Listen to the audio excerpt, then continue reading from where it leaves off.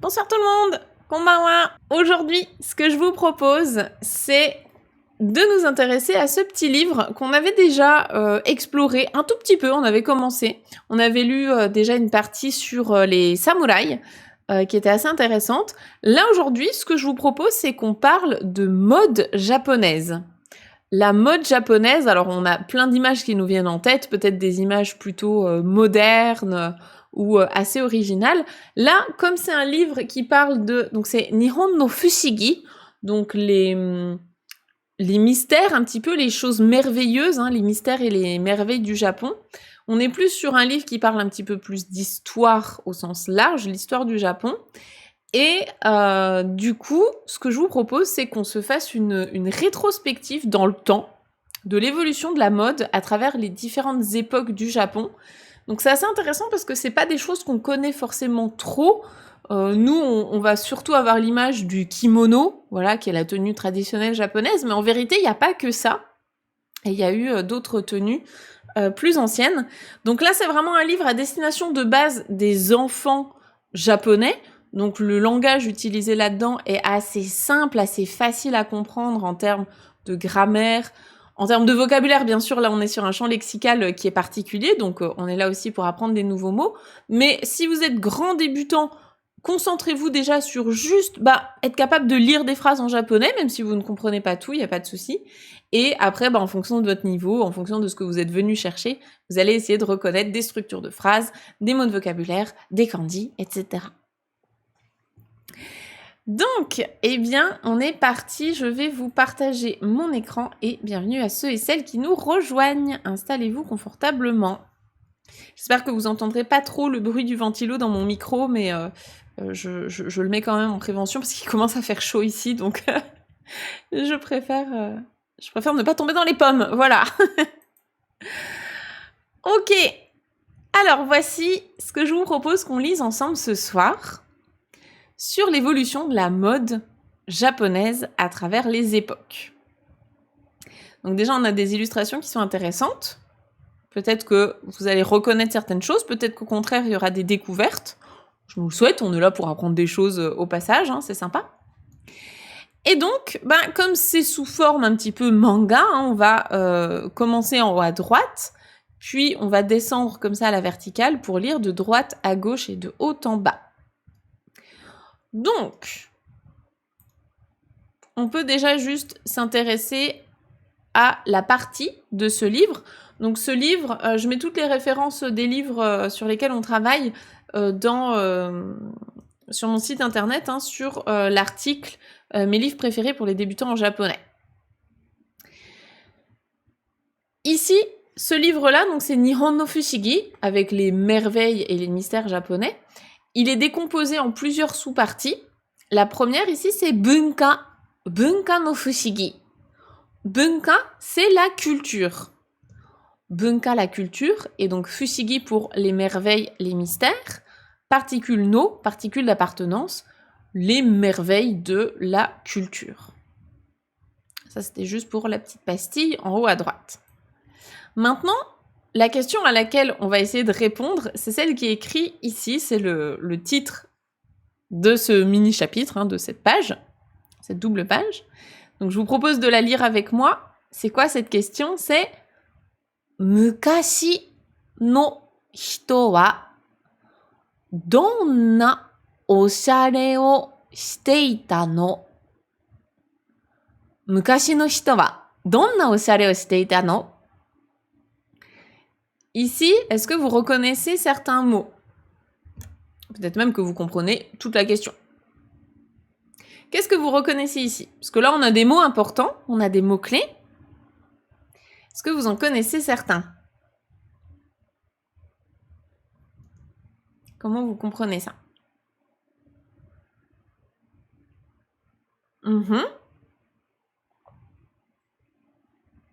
Yes, bien joué. On a notre classique Mukashi. Lui, on le voit très souvent dans les contes.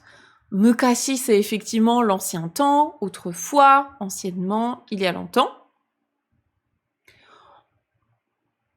On a également, voilà, vous avez repéré quelle sorte, quel genre. Donc, donna, ce petit mot interrogatif. Donna, on le voit dans la leçon 2, hein, je crois, c'est leçon 2 d'Objectif Japon. Donna, en tout cas, c'est quelque chose qu'on voit très rapidement. Donna, c'est le mot interrogatif pour dire quel genre, quelle sorte de. Donna, il va forcément être accompagné d'un nom. Je peux pas dire Donna desu ka, ça fonctionne pas. Il y a forcément Donna plus un nom. Donc là, ici, le nom qui l'accompagne, c'est Oshare. Oshare. Alors effectivement, quand Oshare est sous forme d'adjectif, on pourrait le traduire par stylé, cool, classe. Là, ici, comme c'est un nom, eh ben, ce serait plutôt la mode, en fait, hein, le style, la mode. Donc, Donna Oshare, quel genre de style? Et qu'est-ce que vous comprenez d'autre? Mukashi no hito. Hito, ce sont les personnes, c'est ça exactement. Donc, Mukashi no hito, les personnes d'autrefois, les personnes d'un autre temps. Et merci beaucoup, Delph. Arigatou gozaimasu. Merci beaucoup pour ton Prime. Merci pour le soutien à la chaîne, ça fait plaisir. Donc, Mukashi no hito, ce sont les personnes d'autrefois. Donc, les personnes des temps anciens. C'est le thème de la phrase. Donc, en ce qui concerne les personnes des temps anciens, Donna oshare, quel genre de style? O shiteita no. Shiteita, c'est le verbe suru, shimasu. Donc, littéralement, c'est faire. Là, on va pas le traduire mot à mot, ça n'aurait pas trop de sens. On va le prendre dans son ensemble. Hein. Oshare o suru. En gros, c'est quel style est-ce qu'ils avaient? Donc, quel genre de style, quel genre de mode, quel genre de vêtements, hein, tout simplement, à quoi ils ressemblaient les gens d'autrefois? Et donc, c'est une question qui se termine par no. C'est pas la particule d'appartenance. Ici, c'est bien la forme en no des qu'on croise très, très régulièrement. Quand c'est à la fin d'une question, c'est pour insister sur la question. On en parle en détail dans la formation Objectif GLPT4. Alors, maintenant qu'on a posé la question, eh bien, on va essayer d'avoir les réponses. La réponse, alors elle est très longue, on va déjà lire, voilà la première phrase qui s'arrête ici, donc je vais zoomer hein, pour qu'on puisse quand même, que vous puissiez voir les furigana. Hop, on va se mettre comme ça, je suis désolée, je vais devoir descendre un tout petit peu, je sais que ça peut donner la nausée à certains, je vais essayer de faire doucement. Alors, c'est parti. Tatoeba, 1,000,000 年以上も前のお墓から耳飾りや腕輪など、je remonte, のアクセサリーが見つかっています。Alors la première chose, ça va être de repérer les mots-clés. Je dézoome un tout petit peu pour la relire plus facilement. 例えば、1,000,000 年以上も前のお墓から耳飾りや腕輪などのアクセサリーが見つかっています。Oui, vous avez reconnu accessoires, exactement. Accessoires, donc accessoires, ce sont des accessoires plutôt sous format bijoux. Hein. On a plus cette image-là. Et justement, là, on donne des exemples de accessoires, comme par exemple Mimi Kazari. Mimi, on reconnaît, ce sont les oreilles. Kazari, c'est littéralement quelque chose qui décore, une parure en fait, hein. Un truc qui décore les oreilles. Bon, bah, ce sont des boucles d'oreilles. Et udewa, ude, c'est le bras, donc ici plutôt le poignet, hein, mais le bras. Et udewa, ce sont donc des bracelets. Ok, donc on a ça déjà comme mot-clé. Maintenant, est-ce que vous avez reconnu d'autres choses? Avec le début de la phrase, hein, Tatoeba, 1,000,000 年以上も前のお墓から. Est-ce que là, il y a des mots-clés, des choses qui vous parlent? Et on a le verbe aussi à la fin, qui est mitsukatteimasu. Il y a plus de 10 000 ans, dans les tombes, exactement, ont été retrouvés des accessoires. Super! Eh ben, parfait. Voilà, avec Christine, on a le reste de la phrase qui est un petit peu plus clair. Et tato-eba, effectivement, tato-eba, c'est par exemple. Tout à fait. Tato-eba, ça c'est un petit mot qui est assez intéressant hein, quand vous voulez justement creuser des notions de japonais en japonais. Donc souvent, quand on a validé le N4, à partir de là, quand on bosse pour le N3, on a envie de se plonger, en tout cas on est capable de se plonger directement en japonais pour suivre des cours directement en japonais, lire des livres, etc. Et tato-eba, du coup, par exemple, c'est un mot intéressant à connaître. Donc, par exemple, ichiman nen. Donc, ichiman, je vous rappelle que c'est l'unité de man, hein, c'est une unité qui n'existe pas en français. Man, ça représente 10 000. Nous, on compte en unité de 1000, eux, ils ont l'unité de man qui couvre donc 10 000. Donc, ichiman nen, 10 000 ans. Nen, ce sont les années. Ijo, encore plus. Donc, il y a plus de 10 000 ans. Mae no ohaka kara. Ohaka, ce sont les tombes. Kara, c'est depuis, en fait, en provenance d'eux. Hein. Donc, depuis des tombes, donc des anciennes tombes qui ont plus de 10 000 ans, eh bien, mimi kazari, donc des boucles d'oreilles, des parures d'oreilles, ya, particule et mais non exhaustif, udewa nado, et des bracelets, donc des trucs comme des boucles d'oreilles, des bracelets, etc. Nado. No accessory, donc des accessoires comme ça, hein, ga mitsukatte imasu. Mitsukaru, c'est trouver. Et donc mitsukatte imasu, c'est on a trouvé. Donc des accessoires comme des boucles d'oreilles et des bracelets ont été trouvés, on a trouvé ça dans des tombes qui datent d'il y a plus de 10 000 ans. Voilà. Voilà pour cette première phrase. Donc là, je répète, hein, parce qu'il y a toujours des petits débutants qui arrivent et qui se disent « Oh là là, je comprends rien, il y a trop de mots, j'ai pas encore toutes les notions grammaticales, etc. » C'est OK. Vous prenez uniquement ce qui vous intéresse à votre niveau. Vous n'êtes pas obligé de retenir là tout ce qu'on a traduit. C'est d'ailleurs déconseillé. Hein, si vous commencez, vraiment, vous en mettez pas trop plein la tête, sinon vous allez désespérer. Prenez vraiment juste ce qui vous plaît. Si là, il y a un mot qui vous parle, vous dites « Tiens, j'ai envie de retenir ça », ce sera très bien. Je continue avec la deuxième phrase. « Sore kurai oshare to hito wa kittemo kirenai kankei datta wake desu » Alors ici, on retrouve quelques mots qu'on a déjà vus juste avant, et on a une forme grammaticale qui est un peu plus avancée. Donc ce qu'on reconnaît, normalement, vous avez reconnu oshare, donc la mode, le style, et hito, les gens, les personnes. Le reste, on l'a pas encore vu. Donc on va décomposer un petit peu tout ça. Est-ce que quelqu'un a peut-être reconnu d'autres mots? D'ailleurs, je suis en train de me dire, peut-être d'autres mots que vous connaissez, si ça vous parle.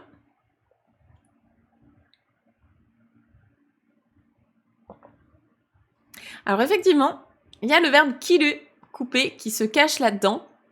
Et là, en fait, c'est une expression en un seul bloc. Kitemo kirenai, on va le voir en un seul bloc.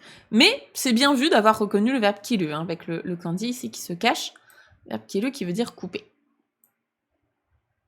On va voir ce que c'est. Alors, j'enchaîne s'il n'y a rien d'autre. Donc, sore kurai, là, on voit que c'est un petit mot pour enchaîner en début de phrase. Ça permet de faire le lien entre la phrase d'avant et cette phrase-là. Donc là, c'est dans cette mesure, c'est ça, on parlait de ça, hein, du fait qu'on a retrouvé des accessoires, etc. Donc, dans cette mesure-là, de cette manière, un petit peu. Akanke, effectivement, la relation, parfait, comme ça on va pouvoir y venir. Oshare to hito.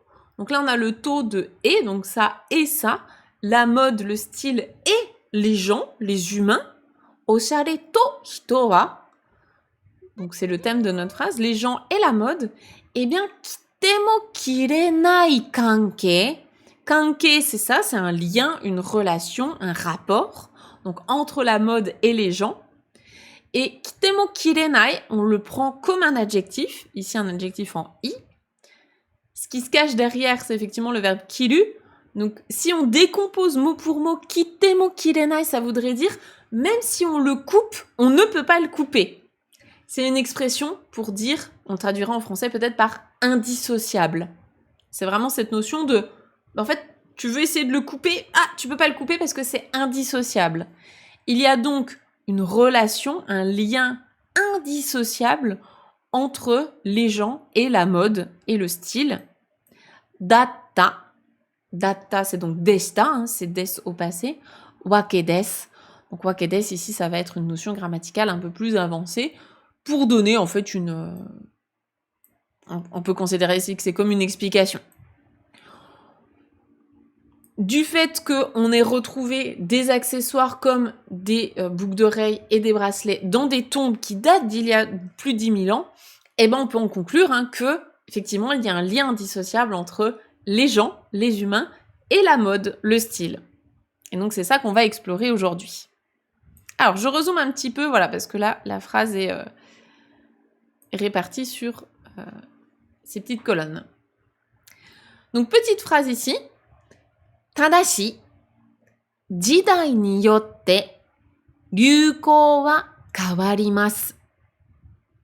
Alors c'est cool parce que si vous étiez là la semaine dernière quand on a fait la chanson de Ado, la chanson du film One Piece, vous devriez reconnaître certains mots là-dedans. Notamment jidai. Donc tadashi, mais cependant, jidai ni yotte, jidai, qu'est-ce que c'est ? Je vous donne pas la réponse, vous révisez, là, on l'a vu la semaine dernière. Jidai, qu'est-ce que c'est ? C'est ça, Jidai, c'est une époque. On l'avait traduit par une ère dans la chanson Shinjidai, mais une époque, ça marche aussi. Une époque ou une ère. Donc, Jidai ni yotte, la forme en nani nani ni yotte, c'est pareil, c'est une forme grammaticale un peu plus avancée qui veut dire selon. Donc, selon les époques, donc mais selon les époques, ryūkō wa kawarimasu. Ryūkō, c'est les courants en fait, les tendances, les courants. Donc ici, dans le cadre spécifique du style, ça pourrait être les modes en fait. Donc les modes, les vogues. Voilà, il y a cette mode-là, puis il y a eu cette mode-là, puis il y a eu cette mode-là, en fonction des époques. Donc ryūkō wa kawarimasu, les modes changent, les courants changent, les tendances changent. Et Andrea qui demande, est-ce que, comme en français, les verbes se rangent par groupe ? Question peut-être bête. Alors, d'une part, il n'y a jamais de questions bêtes. Vraiment, je redis à chaque fois, mais il n'y a pas de questions bêtes, il n'y a que des questions que vous vous posez. Et si vous posez la question, c'est que vous attendez une réponse. Donc vraiment, n'hésitez pas à poser vos questions. Je suis là pour ça. Du moment que je peux y répondre, c'est avec plaisir. Et effectivement, en japonais, il y a 3 groupes. Tout à fait. Tout à fait. Il y a un cours qui est dédié à ça dans Objectif Japon. On explique ce que c'est les 3 groupes de verbes, comment les reconnaître, à quoi ça sert de savoir ranger tes verbes dans les groupes. Au début, t'as pas besoin de le savoir, mais au bout d'un moment, ça devient indispensable. Et sinon, il y a un article sur le site coursdejaponais.com si vous voulez creuser le sujet. On a un article qui est dédié à ça. Donc, voilà, ce qu'on disait, c'est, cependant, les modes changent en fonction des époques. Dono you ni kawatte itta no deshou? Dono you ni kawatte itta no deshou? Ici, question en deshou. C'est une question un peu rhétorique, on n'attend pas une vraie réponse. Question en deshou, ça va être eh bien, nous allons voir nani nani. Donc, nous allons voir dono you ni kawatte itta. Donc, nous allons voir à quel point, de quelle manière, un peu, ça a changé, ça a évolué. Kawaru, changer. Donc, dono you ni, de quelle façon, etc.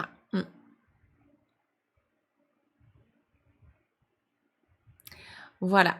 Eh ben Andrea, effectivement, si t'as hâte d'entamer les cours, bah là c'est super déjà pour réviser tes hiragana. C'est parfait. Si t'en es à la fin des hiragana, c'est nickel. Tu peux déjà au moins te concentrer sur la lecture en hiragana et essayer, pourquoi pas, de comprendre un tout petit peu comment fonctionnent les phrases. Tu vois, là on a les verbes à chaque fois qui sont à la fin des phrases.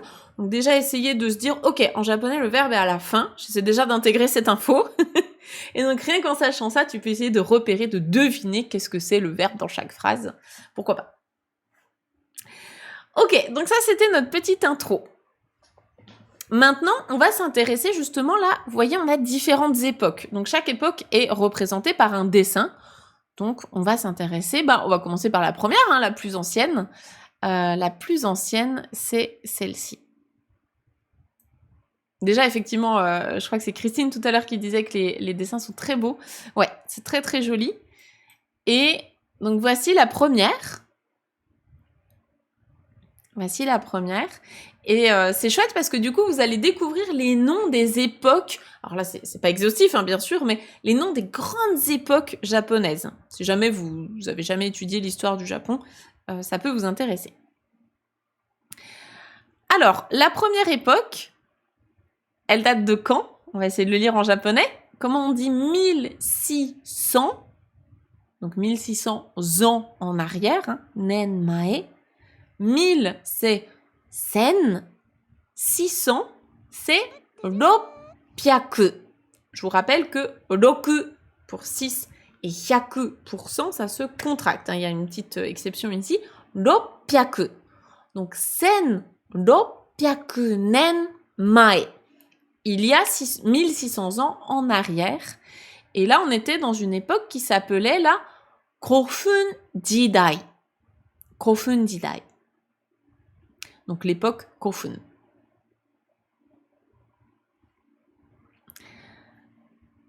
Alors, pourquoi pas kawateita? On était où là?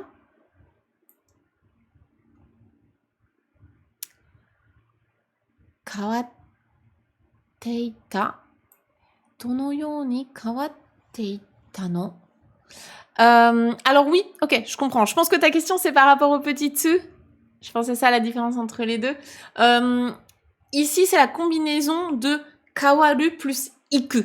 Donc iku dans le sens avancer dans le temps. Donc de quelle manière ça a changé et avancé dans le temps. Voilà, c'est la petite subtilité. Mais sinon, ta version aussi peut fonctionner. De quelle manière ça a changé.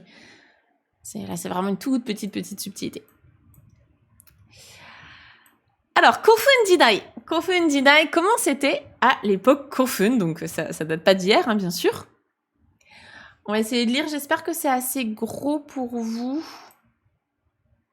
Ouais, je vais me mettre comme ça. Attendez, je vais vous mettre le petit personnage, qu'on la voit bien. Ok, on doit être pas mal, je pense. Alors, on va essayer de lire la première phrase qui s'arrête là.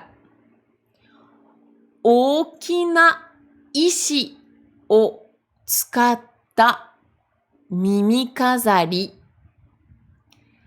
pendanto ude wa. 3 petits points. Je relis un tout petit peu plus vite.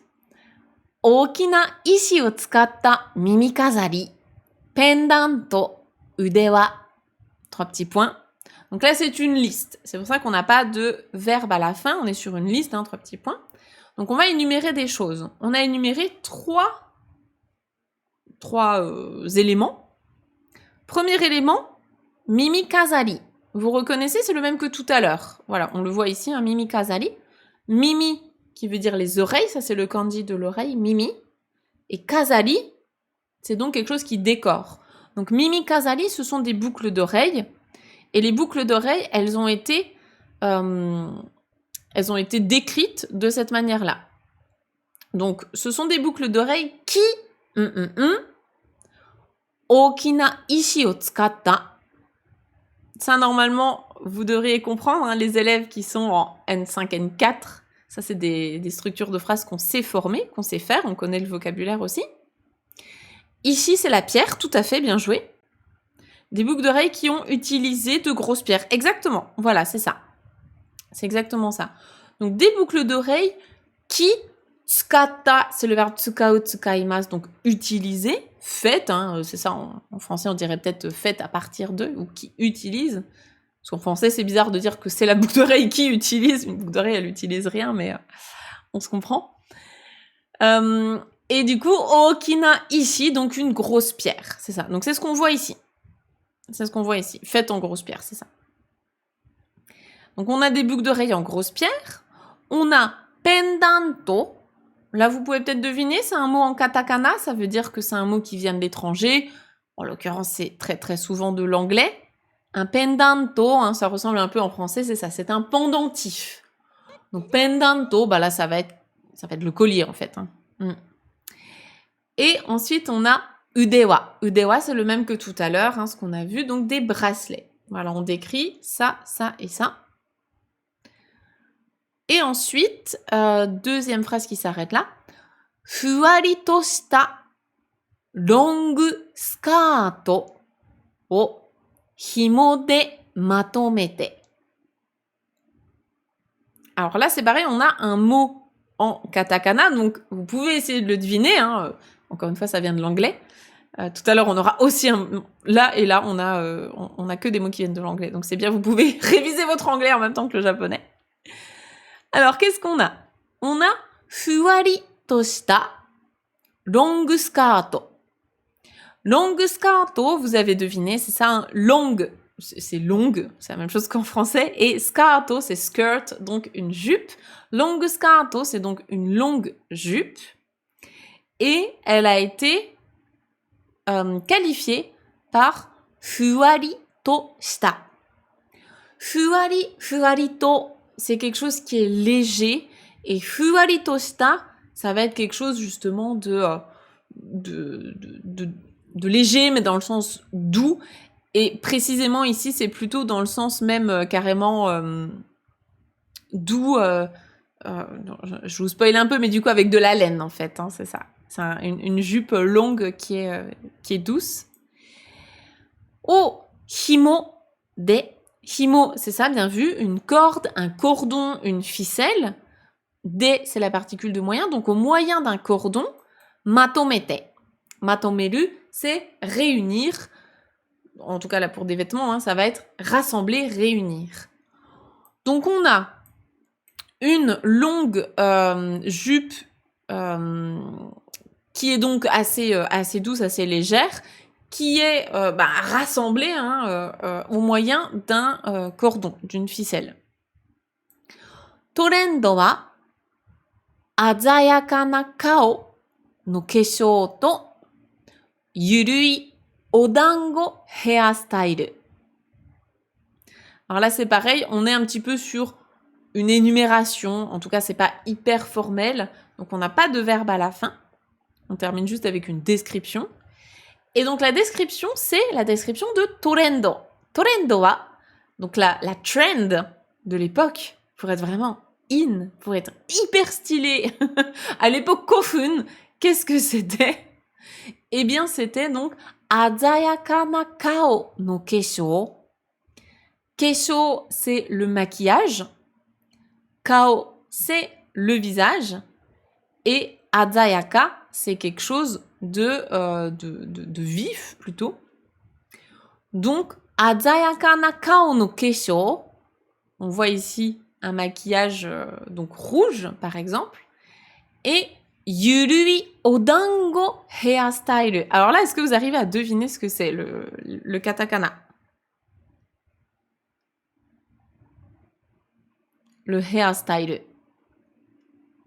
Et vous pouvez même peut-être deviner le Odango Hairstyle. Ouais, c'est ça, exactement. Hairstyle. Donc, c'est ça, le style de coupe de cheveux, la coupe de cheveux, exactement. Hairstyle, c'est ça. Donc ça, c'est ce qu'on utilise dans le japonais de tous les jours, hein. Hairstyle. Si vous allez chez le coiffeur ou quoi, c'est des mots qu'on utilise. Et alors, qu'est-ce que c'est une coupe en odango? Yurui, c'est quelque chose d'un petit peu lâche. Hein. C'est pas du coup serré sur la tête, plaqué. Yurui, c'est plutôt un petit peu lâche. Et donc, qu'est-ce que c'est un odango hairstyle? On a ça. Dingo, je pense que vous connaissez les dingos. La combinaison de l'image plus le mot dingo, ça vous évoque quoi?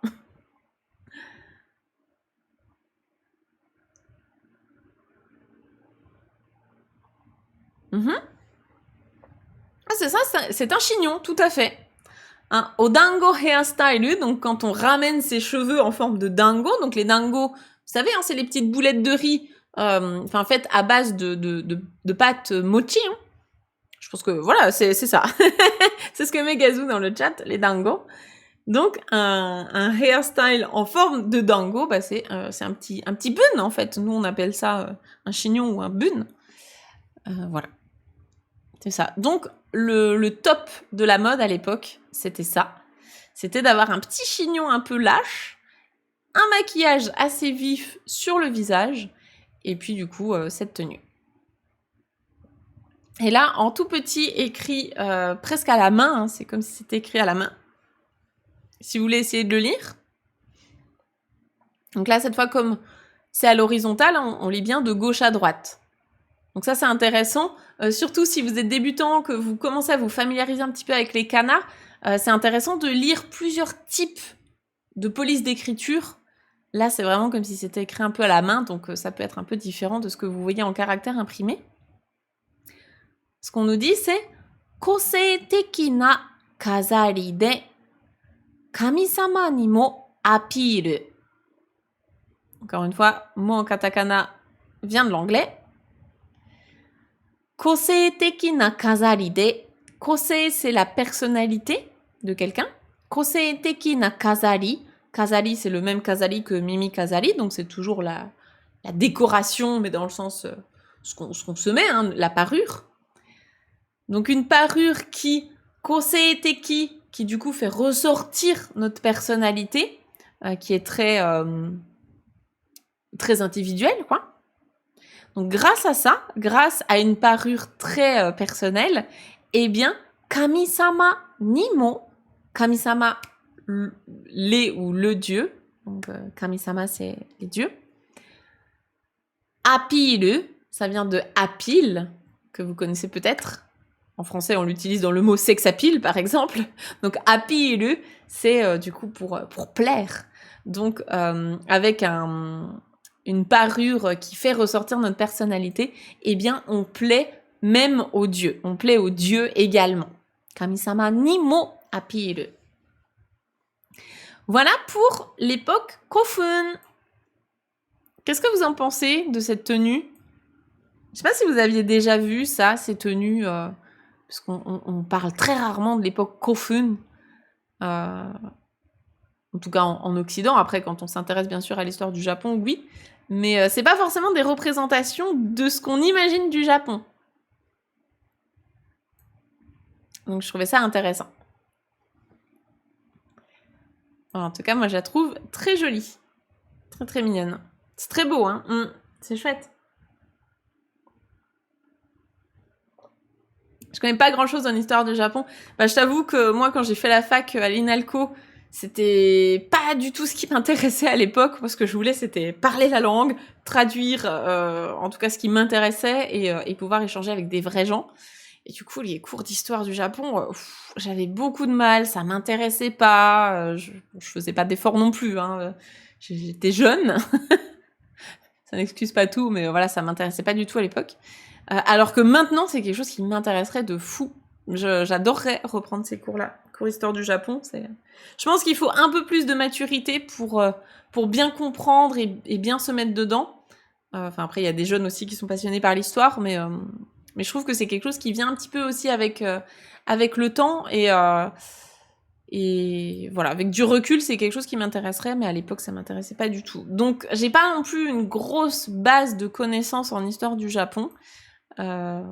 Mais ouais, ça me plairait bien d'explorer un petit peu plus.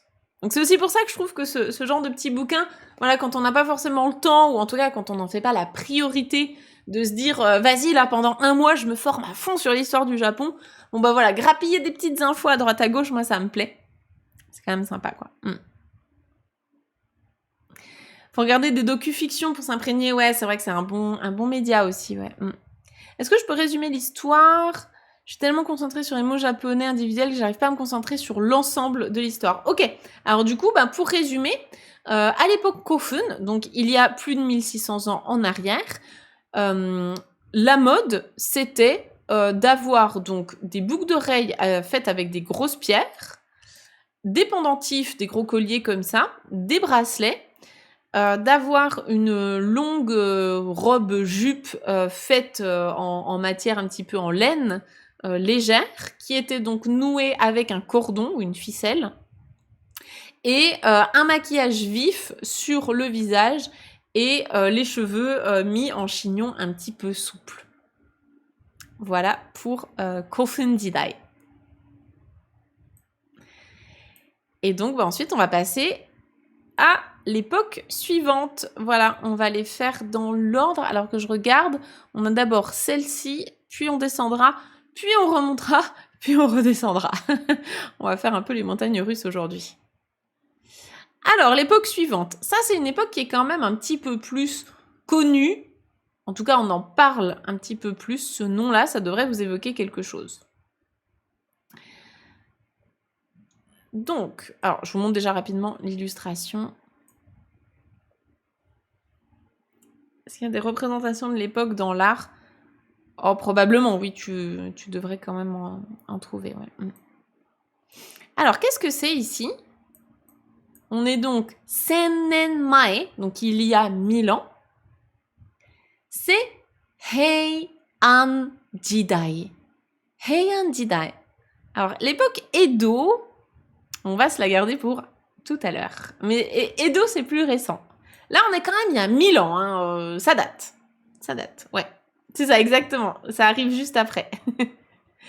Heian Jidai. Est-ce que ça vous parle, le mot Heian? Peut-être que vous l'avez déjà entendu, par exemple, dans le Heian Jingu, qui est un grand sanctuaire à Kyoto. Tout simplement parce que l'époque Heian, donc dans les grandes lignes, hein, ça c'est, je sais pas si tout le monde le sait, donc je préfère le redire comme ça tout le monde a bien les infos, mais la capitale du Japon n'a pas toujours été Tokyo. En vérité, il y a eu plein de capitales différentes à travers les époques, parce que souvent, quand il y avait soit un malheur type catastrophe naturelle ou autre, eh bien, on était superstitieux et on se disait « Ah, c'est parce que les dieux ne veulent plus que la capitale soit ici, donc on va bouger la capitale. » Donc l'empereur et toute sa clique changeaient de capitale. Donc il y a eu plein de capitales comme ça à travers l'histoire du Japon. Et Heian Jidai, c'était l'époque où c'était Kyoto, la capitale. Donc Kyoto a été la capitale sous Heian Jidai, et c'est pour ça que vous retrouvez le mot Heian à beaucoup d'endroits dans Kyoto, parce que c'était l'ancien nom en fait de Kyoto, tout simplement. Donc Heian Jidai, vous imaginez toute la cour, l'empereur, etc., la cour impériale, est à Kyoto. La capitale est à Kyoto. Donc là, on est vraiment sur une noble, hein, on est sur... c'est pas la paysanne du coin qui s'habille comme ça, on est d'accord. Et donc, à la cour de Kyoto, les gens s'habillaient comme ça. Et ouais, il y a pas mal d'épaisseur, effectivement. Donc, on va en parler de cette tenue qui est assez incroyable. Je zoome pour que vous puissiez bien lire. Voilà, je peux pas faire plus gros. Donc, Heian Jidai. Jibun no shinchou yori nagai super long hair ga oyakusoku. Alors, on va relire. Jibun no shinchou yori nagai super long hair ga oyakusoku. Et moi, je porte pas ce genre de tenue aujourd'hui. Arrête, parce que pour mon photoshoot de mariage, j'ai fait mon photoshoot de mariage, enfin, j'ai fait un photoshoot au Japon et un en France. Mais mon photoshoot de mariage au Japon, je devais porter déjà un kimono qui avait plusieurs couches. C'était déjà très lourd, très chaud, et je ne pouvais pas bouger toute seule. Il fallait qu'on m'aide à me tourner. Donc, ça, j'imagine même pas, quoi. Laisse tomber, hein. De toute façon, elle se déplaçait pas toute seule, hein, les pauvres. Clairement. Alors, est-ce que vous avez compris des choses là-dedans? Parce que là, on a encore des katakana qui viennent aussi de l'anglais, donc peut-être que vous avez deviné quelque chose. Par rapport à sa propre taille, au début de la phrase, ouais, bien joué.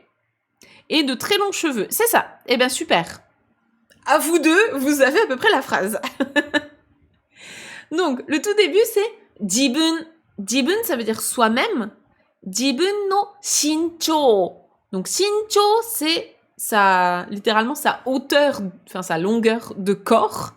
Donc, c'est sa taille. Hein. Donc, sa propre taille, sa propre hauteur de corps, yori, par rapport à nagai, super long hair. Donc, nagai, c'est long. Et super, long, hair, des cheveux. Donc des super longs cheveux par rapport à sa taille, donc des cheveux plus longs que sa propre taille, ga oyakusoku. Alors yakusoku, vous connaissez peut-être ce mot qui veut dire une promesse, voire un rendez-vous. Ici, dans ce sens-là, oyakusoku, c'est plutôt dans le sens ce qui est stylé, quoi, la mode, enfin même plus que la mode, c'est même un peu un standard, quoi. C'est ce qui est standard, c'est la convention, c'est ce qui se fait. Voilà, c'est ce qui se fait. Donc la base, à l'époque Heian-jidai, c'est d'avoir des cheveux plus longs que sa propre taille.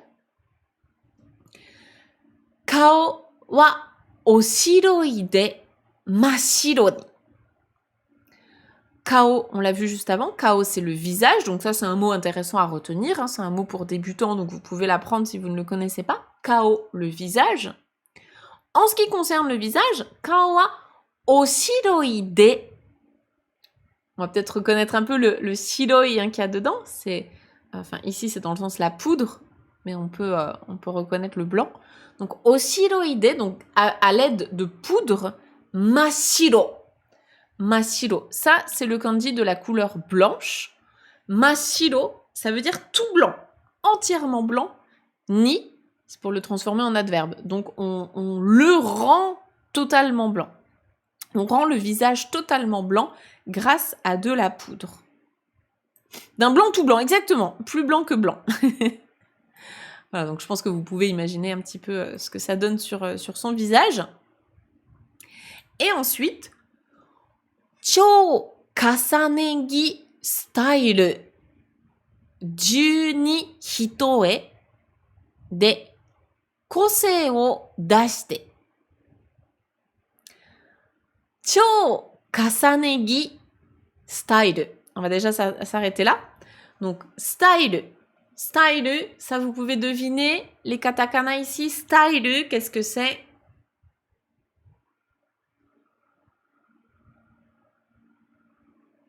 On avait déjà vu cette forme avec le rouge. Oui, bah ça marche avec pas mal de couleurs. Hein. Mashiro, makuro, maka, etc. Tout à fait. Style, c'est ça, c'est le style. Donc ça c'est pareil, hein, c'est un mot qu'on utilise au quotidien en japonais, donc vous pouvez il n'y a même pas besoin de l'apprendre, j'ai envie de dire, ça coule de source. Donc le style, qu'est-ce que c'est le style ici? C'est chou kasanegi. Kasanegi, c'est le fait de superposer des couches de vêtements. Et chou, si vous êtes fan de Dragon Ball, vous avez peut-être remarqué que Dragon Ball Super, en japonais, hein, c'est Dragon Ball chou. Donc ça veut dire super. Donc le style où on superpose, on superpose de ouf des couches, eh bien, là vous voyez, il y a des crochets, donc c'est l'équivalent des guillemets chez nous, c'est pour citer un nom. Donc ici, le nom c'est Juni Hitoe. C'est le nom qu'on donne à ce style-là. Ju, le chiffre 10, Ni, le chiffre 2, Juni, ça donne 12. Hitoe, c'est le compteur des couches. Alors des couches, pas des couches de bébé, hein, mais des couches de trucs qu'on met les uns au-dessus des autres, quoi. Donc, Juni Hitoe, c'est un 12 couches. Je pense qu'il y a une traduction officielle en français, kimono à 12 couches ou quelque chose comme ça, enfin vous pourrez faire vos recherches. Mais en gros, c'est donc le style à 12 couches. Et donc, avec ce style-là, des conseils au dashite. Donc, dasu, dasimasu, c'est le verbe sortir, donc faire ressortir ça. Et conseil, on l'a vu juste avant, je crois, pour la personnalité. Donc, on fait ressortir sa personnalité avec donc le kimono à 12 couches. Parce que justement, on peut superposer des motifs, des couleurs, etc. Voilà. Donc ouais, kimono à 12 couches. Moi, j'en avais pas autant. Hein. Pour mon mariage, j'en avais, je sais plus combien. Peut-être 5 ou 6, un truc comme ça. C'était déjà pas mal, hein, franchement. Déjà compliqué. Et on va juste lire la dernière phrase, comme ça on aura fait le tour de Heian Jidai.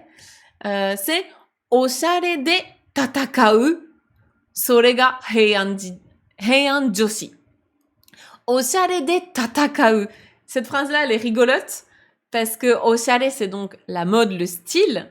De, c'est toujours notre particule de moyen. Donc, au moyen du style, tatakau. Ça, vous connaissez peut-être ce verbe, tatakau. Vous l'avez probablement déjà entendu, genre dans l'attaque des titans ou quoi. Tatakae, qui veut dire attaque. Donc se battre, attaquer. Tatakau, c'est le verbe se battre, attaquer. Donc en gros, on se fight, on se bat à coups de mode. Voilà, ok, moi je sors mon 12 couches, et ben ouais, moi j'ai tel et tel motif, telle et telle couleur, voilà. Et toi tu sors quoi en échange? Ah ouais, toi t'as ce 12 couches là, voilà. C'est l'époque Heian, hein, il se passait pas grand chose, les nobles, j'allais dire se faisaient chier, oui. Bah c'est là où du coup ils écrivaient de la poésie et tout ça, donc ils avaient pas de grands soucis dans leur vie, hein. C'était ce genre d'occupation qu'ils avaient, voilà. Et donc, Sorega Heian Joshi, donc c'est ça les Joshi, hein, les femmes, les filles, les femmes de l'époque Heian. Voilà leur passe-temps. Et c'est là où on a eu le dit du Genji, c'est là où on a eu toutes les poésies, beaucoup de poésies qu'on a encore de nos jours. Heian Jidai, quoi. Et donc là, juste, ce qu'on nous dit ici, parce que c'est le petit complément qui va avec tout ça, c'est « Iro awase de sensu no yosa o misetsukete ». Donc, iro, ce sont les couleurs. Iro awase. Awase, ici, c'est le mélange dans le sens, l'harmonie un petit peu des couleurs. Donc, avec le mélange, l'harmonie des couleurs, sensu, c'est le sens. Mais quand on dit à quelqu'un ah, sensu ga ii, c'est que vraiment t'as bon goût en fait. C'est dans le sens le goût de quelqu'un. Donc t'as bon goût. Et sensu no yosa, yosa c'est le nom qui va avec l'adjectif ii. Donc ii ça veut dire bien et yosa ça veut dire le bien. C'est le nom qui va avec cet adjectif. Donc le bon goût, hein, sensu no yosa, le bon goût, o misetsukete, c'est comme ça qu'on montre en fait son bon goût. C'est avec l'assortiment des couleurs.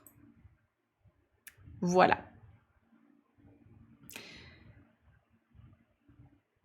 Il faisait chaud à l'époque, Yann.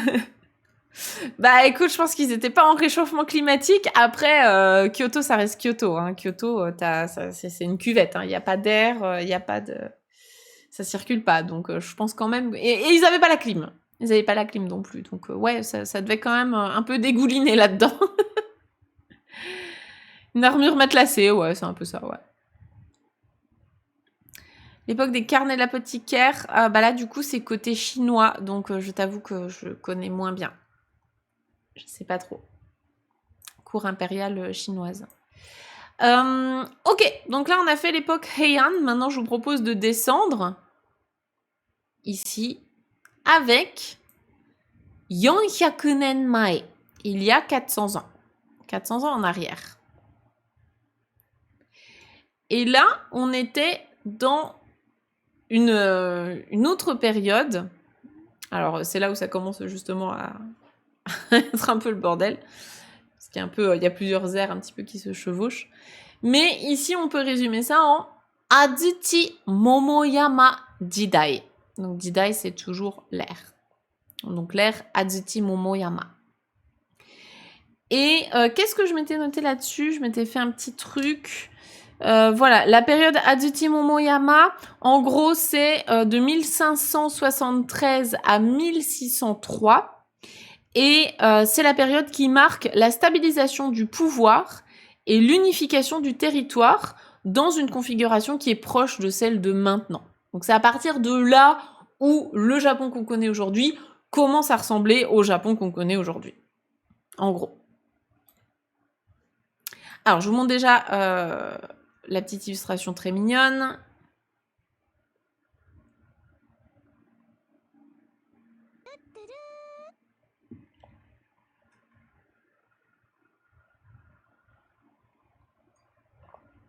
Ok. Et donc, on va lire ce qu'on nous dit sur cette période. Alors, je vais me mettre là. Voilà. Itsu kuni ga nakunaru ka wakaranai Sengoku Jidai. Alors, Sengoku Jidai, je vais pas revenir non plus sur tout le détail, hein, mais Sengoku Jidai, c'est la période justement où un peu toutes les contrées, toutes les grandes familles se tapent dessus, quoi. Donc chacun veut un petit peu sa part du pouvoir. Donc itsu, quand, kuni, le pays, ga, nakunaru, ka. Donc quand est-ce que le pays c'est un petit peu nakunaru, donc on l'a un petit peu perdu, quoi. Ka, wakaranai. On ne le sait pas trop. Sengoku Jidai. Donc l'époque Sengoku, c'est effectivement chacun essaie de tirer un petit peu sa part du gâteau, quoi.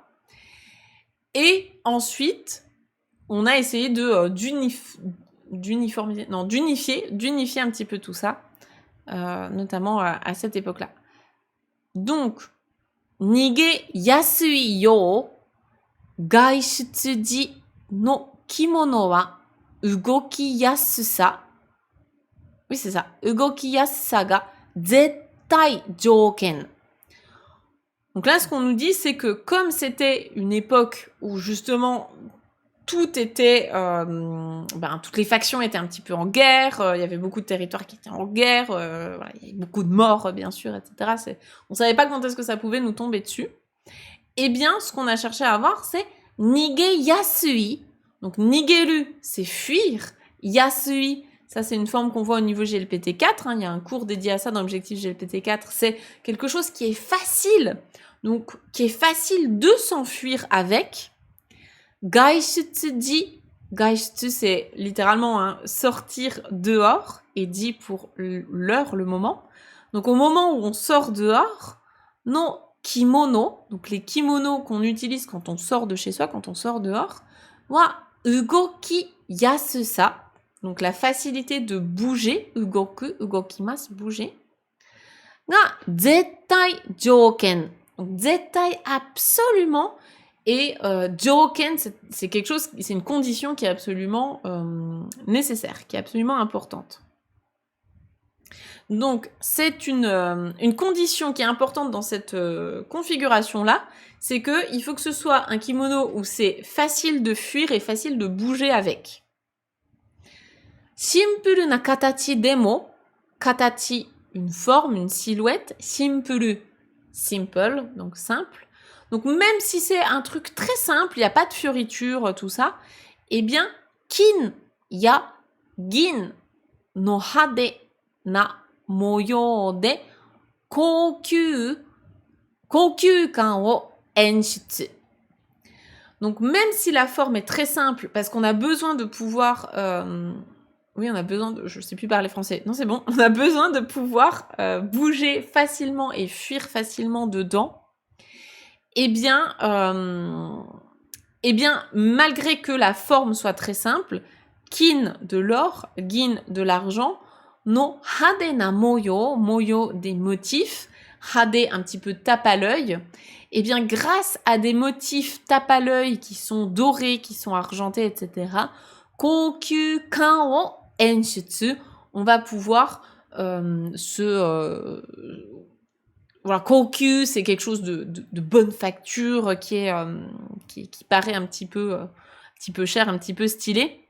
Et du coup, on va pouvoir faire en sorte, même si la forme est très simple, ça va être les motifs qui vont donner un petit peu de la valeur à tout ça. Donc, on va se mettre en valeur avec les motifs et les couleurs. Donc, enshitsu, c'est une mise en scène. Hein, on se met un petit peu en avant avec tout ça, quoi. Oui, c'est ça. Yasusa et Yasui. Hein. Yasui, c'est l'adjectif et Yasusa, c'est le nom, tout simplement. Voilà, donc dans une période qui connaît beaucoup de bouleversements, beaucoup de guerres, jusqu'à ce que ça devienne à la fin de cette période où ça ressemble au Japon de maintenant. Avant ça, il fallait pouvoir bouger facilement. On n'était plus dans la période Heian où je me pavane et je me prélasse et j'écris de la poésie. Oh là là. Là, on est plutôt en mode, en fait, peut-être que demain mon village est en guerre, donc il faut que je puisse bouger facilement. Donc ça fait évoluer totalement la forme des kimonos. Mais on reste un petit peu stylé avec les motifs. Voilà. Et donc, ce qu'on nous dit à droite, c'est Tabisaki dewa Shimpuru ando. Donc, le end hein, ici. Shimpuru ando luxury. Donc, là, luxury. Je vais voir comment on traduit ça en français. Na yosoi. Donc, pour ce qui est des départs en tabi, en voyage, en périple, eh bien, lorsqu'on part en voyage, shimpuru, donc simple, and luxury, luxueux, na yosoi, donc on veut des tenues qui soient simples, mais stylées, mais un petit peu luxueuses, quoi. Voilà. Voilà pour cette période-là. Donc c'est pareil, c'est très mignon. On n'imagine pas forcément que ça pouvait ressembler à ça au Japon. Mais on a eu ça. Ok, je passe à la fameuse... la fameuse Edo Jidai, bien sûr. Edo Jidai, je pense que c'est l'une des périodes les plus connues. Donc là, on est 200 nen mae. 200 nen mae, il y a 200 ans. Edo Jidai. Donc l'époque Edo, voilà l'illustration qui correspond à ça. Je vous laisse regarder. Edo Jidai. Alors qu'est-ce qu'on dit sur Edo Jidai? Je vais essayer de faire rentrer ça là-dedans, voilà. Alors, Edo Jidai. Daremo ga oshare o tanoshimeru, sore ga Edo. Donc jusqu'à présent, on était quand même pas mal sur les... Alors bien sûr, Heian Jidai, c'était vraiment clairement les nobles. Juste avant, là, on a parlé aussi d'avoir quand même des trucs un petit peu luxueux. On parle pas non plus du pécor moyen dans son champ, hein, voilà. Là, par contre, Edo Jidai, daremo ga oshare o tanoshimeru, sore ga Edo. Là, il y a un petit changement. Pour que daremo, n'importe qui, ga oshare o tanoshimeru, puisse, s'amuser, en fait. Hein. On reconnaît tanoshi, hein, tanoshimeru, donc puisse s'amuser à s'habiller avec la mode, quoi, avec le style. Sore ga Edo. Donc ça, c'est Edo. Et justement, donc là, on a Kyoto, hein, ici c'est la capitale Kyoto. Là, du coup, le pays est un petit peu en guerre et on ne sait pas trop ce qui va se passer. Bam, Edo Jidai. Edo, je vous rappelle que c'est l'ancien nom de Tokyo. Donc Edo, c'est là où on migre la capitale qui n'est plus à Kyoto. Après avoir passé 1000 ans à Kyoto, la capitale bouge, va s'installer à Edo, qui deviendra donc la future Tokyo. C'est pour ça que Tokyo, les kanji de Tokyo, ça veut dire la capitale de l'Est, hein, en opposition à Kyoto, qui était plus centrale dans le pays.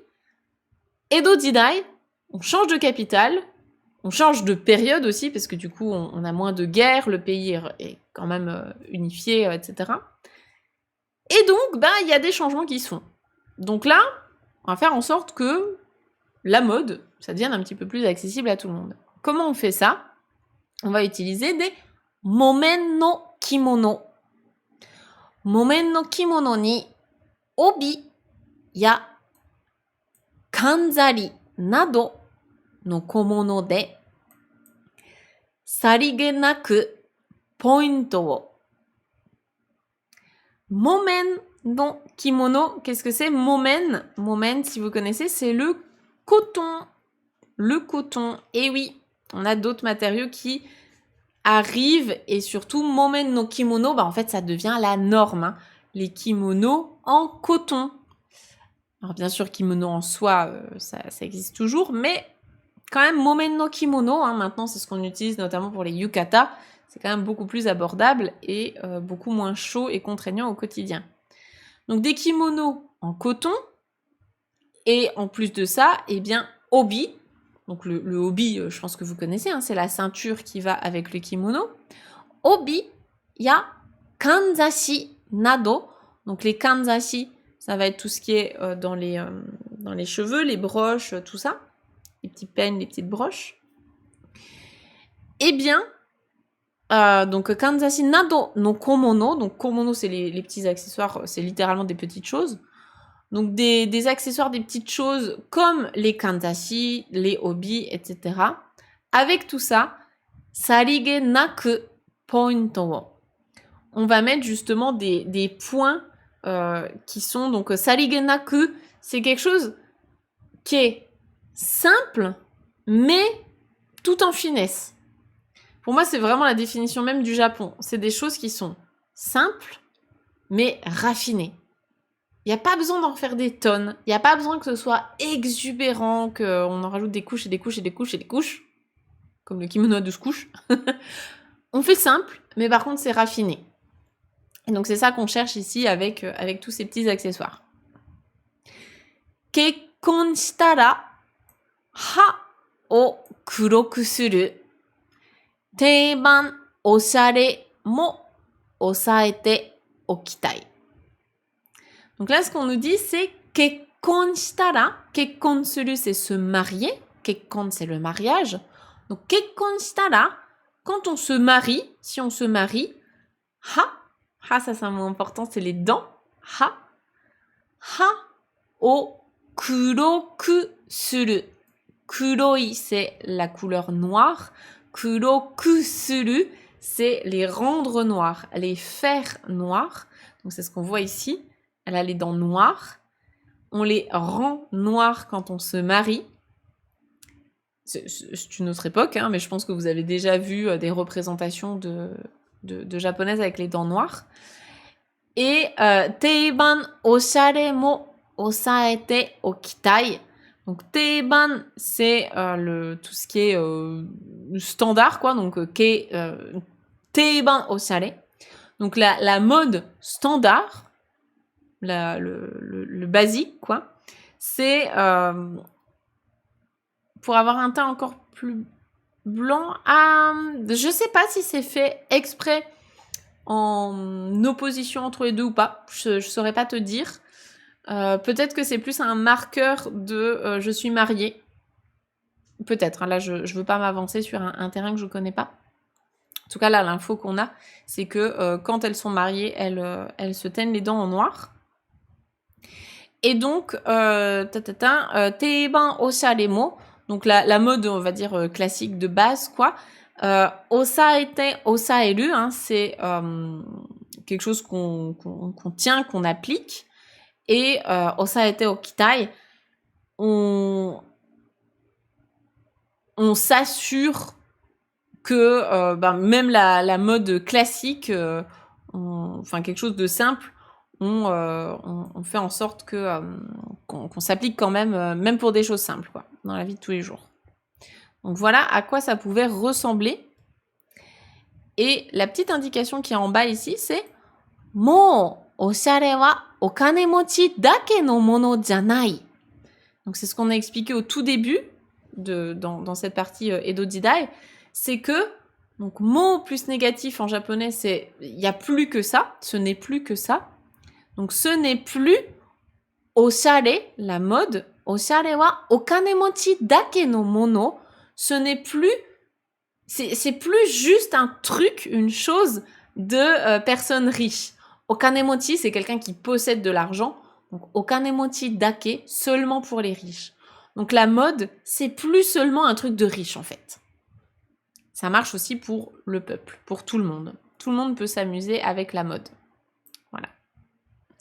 Apparemment, c'est à cette époque qu'apparaissent les getas.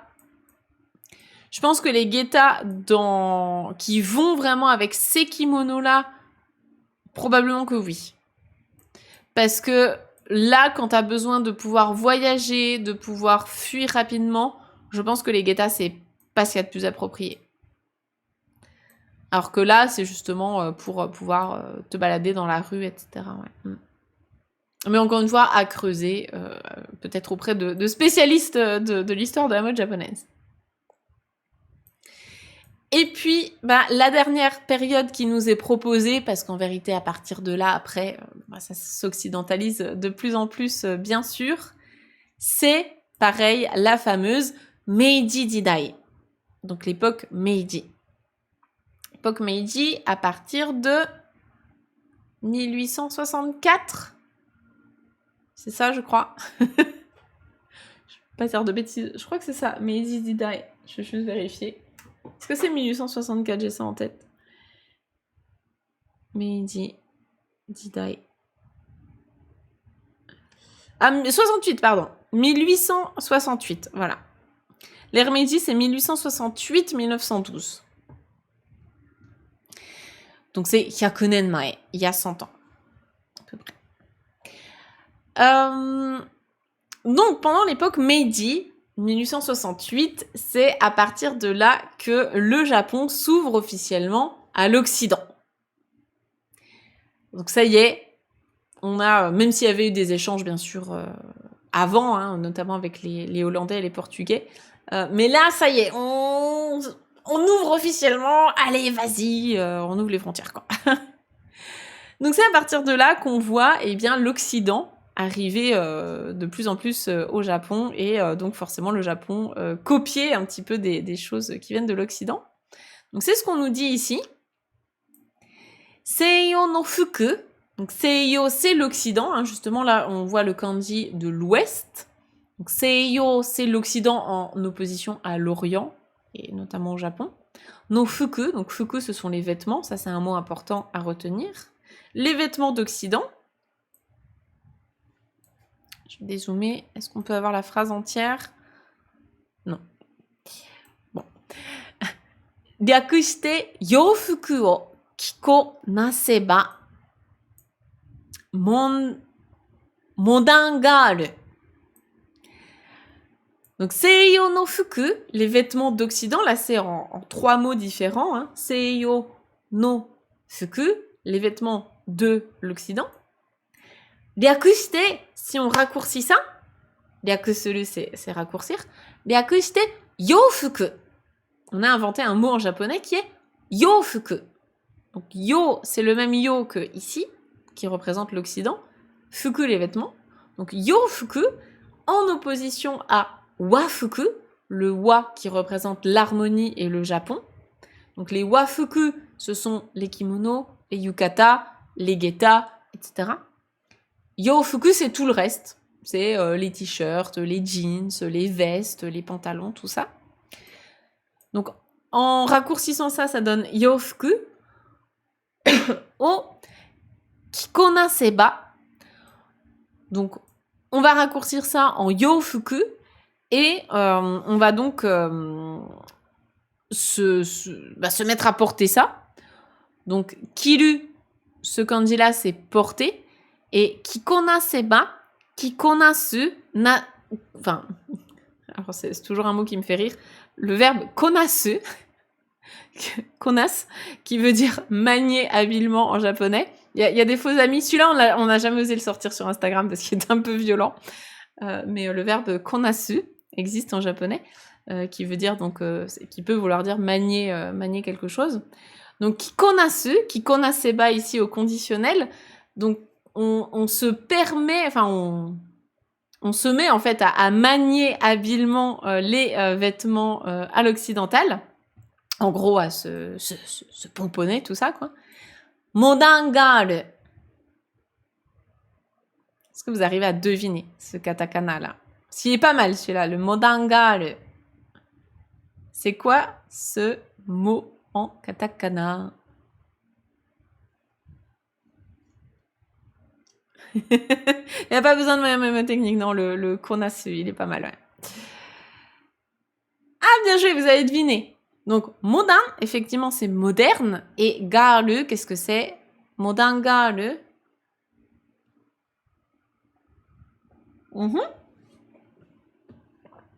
Exactement. Modern garu, c'est moderne girl. Donc, une fille modèle. Moderne.